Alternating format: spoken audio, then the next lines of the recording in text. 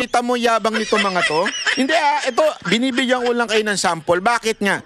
Kasi nga balik tayo doon sa mga akusasyon, sa mga kurap na mga politiko tulad ni, ewan ko na lang. Pinalalagpas nyo, pinababayaan ninyo makaalis ng Pilipinas. Tapos, yung isa naman, tinatago ninyo yung mga katanungan sa kanya. Pinalulusot nyo, naturalmente, yung mga yan, magyayabang na rin yan. Kasi nga sa Pilipinas, hindi pa po ba kayo sawa na walang naman nakukulong sa Pilipinas na kurap? Wala namang natatanggal sa posisyon na mga kurap? Hindi ba kayo nagsasawa? Nakakasawa na eh. Kasi tayo isa sa pinakakurap na bansa sa buong mundo. Tapos ni isa wala man lang na napakulong. Wala man lang na ano to, gaguhan? Tapos ito pa matindi Ito pa matindi. Nung pinanood ko to sabi ko, inang kapal talaga na mukha ng gobyernong ito. Lusot na sa Kamara ang 6.793 billion pesos na panukalang national budget para sa 2026. Pero ang ilang kongresista tutol sa aabot sa 243 billion pesos na naiwan pa ring unprogrammed appropriations. Nasa linya po ng telepono. Malinaw. 243 billion na unprogrammed na maaaring kuhanan ng pork barrel. Anong ibig sabihin ng unprogram? Unprogram, UN. Unprogram. Ibig sabihin po niyan, wala pa hong allotment kung saan ilalagay yan. Kasi nga, ang ginawa nila, tinanggal nila yung quote-unquote flood control sa DPWH ngayon. Tinanggal nila yan. Kasi nga, maingay. Kasi nga, napapabalitang ginagawang ghost project. So, tinanggal nila kuno. Sa Kamara ito tinan mo kakapal ng mga putang ina mga buhaya talaga eh. Sa Kamara yan. Tinanggal nila. Tapos, iniwan naman nila yung 243 billion unprogram. Oo, para lang hindi masabing merong flood control project na naman ng DPWH, ginawa na lang natin unprogram. Gago! Na eventually, pwede naman din i-convert into project ng DPWH. Sasabihin lang, merong ganitong disaster sa lugar na ito, tapos ilalagay na lang yung project dyan para ipagawa yung mga tulay na nasira sa earthquake, sa baha. Kasi nga may unprogram budget na 243. Naglokohan lang tayo. Kasi nga dahil may ingay yung ghost project na flood control, tinanggal lang nila yung salitang flood control. Ganyan kasi sila eh. Dati, PDAF yan.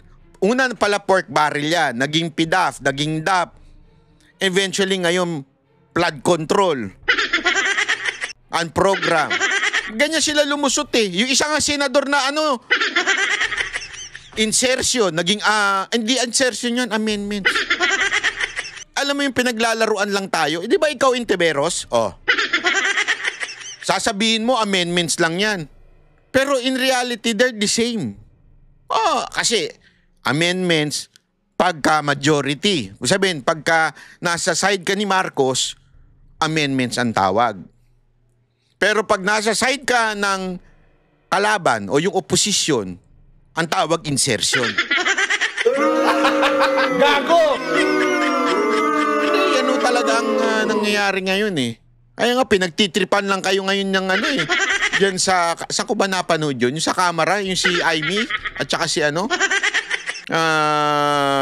sinabi niya na si Villanueva. Yun, si Villanueva at saka si Amy. Sabi nila, ano ba yan? Insertion ba yun? Amendments. Sabi ni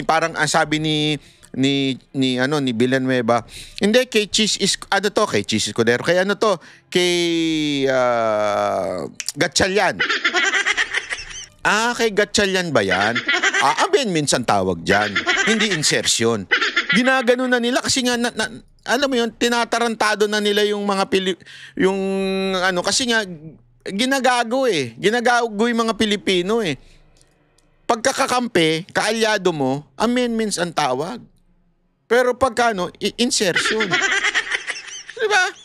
Oh. Ang lupit nyo talaga.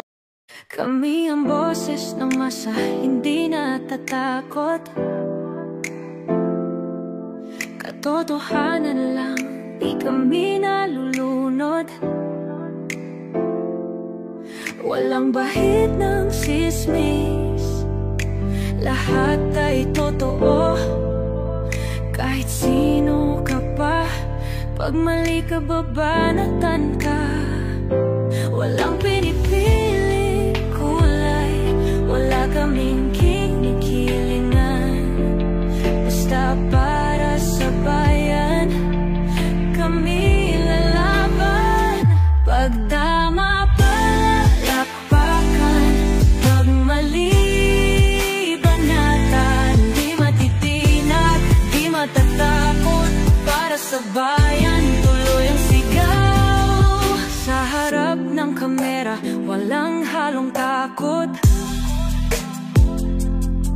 Mga baluktot, lahat kayo'y tutumba. Ang hustisya at totoo, yun lang ang mahalaga. Kahit sinong harang, di kami matitinag. Walang pinipiling kulay, wala kaming kinikilingan. Basta para sa bayan, kami lalaban.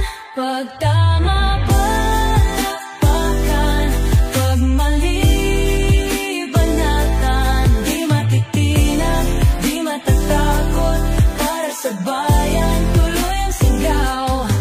Kung nasa tama ka, ikaw ay aming kasama. Pero pag mali ka, handa ka na bang mabasag? Banateros kami, walang inuunan. Dahil bayan muna, bago ang sarili.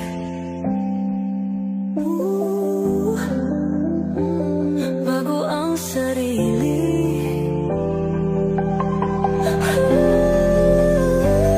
Pag tama palakpakan, pag mali banatan. Banateros ang sigaw, katotohanan ang laban.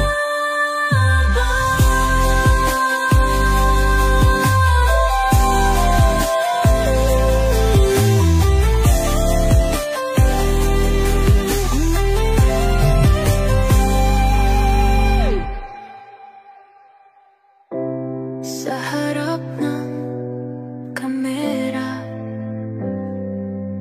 wala